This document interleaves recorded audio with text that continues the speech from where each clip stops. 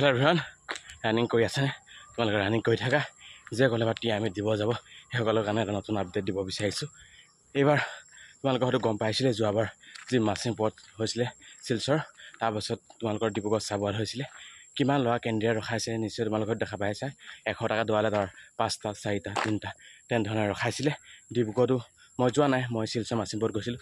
তাতো কোৱা মতে ইমানেই ল'ৰা ৰখাইছে বুলি কৈছে, কিন্তু তোমালোকে জানিবা যিসকলে ডিব্ৰুগড় চাবুৱাত মাৰিবলৈ গৈছিলা তাৰ কাৰণে তোমালোকে কেনেধৰণে প্ৰেক্টিছ কৰিব লাগিব বা তোমালোকৰ টাইমিংটো কিমান আহিব লাগিব।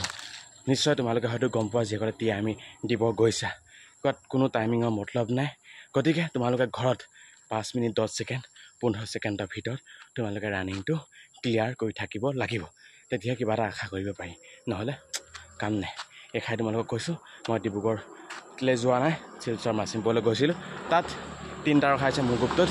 বহুত টাফ ল'ৰা দৌৰে, বহুত কষ্ট কৰে ল'ৰাবোৰে, কোনো টাইমিঙৰ মতলব নাই। বহুতে 4 মিনিট 50 55 তেনেধৰণে সোমাই দিয়ে। গতিকে বহুত টাফ হয়।